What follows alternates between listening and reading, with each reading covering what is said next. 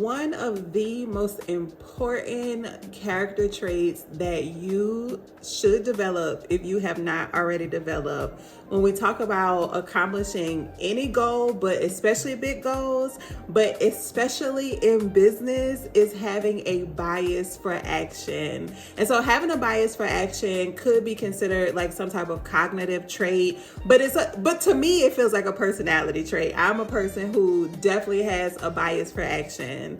And what this looks like is really being able to continue to move forward and not get stuck in what people call paralysis analysis. A lot of times in life, and really all the time in life, there is some level of uncertainty that you will experience.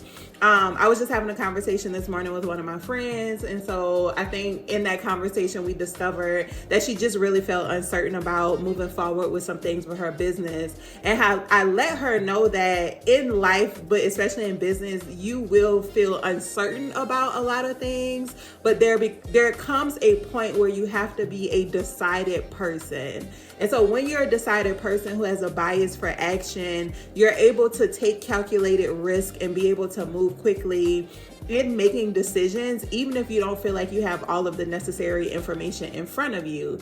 And with that, you allow yourself to make mistakes through experimentation and then use those mistakes as data to then figure out what works really well. And then you course correct, and then you keep that cycle over and over.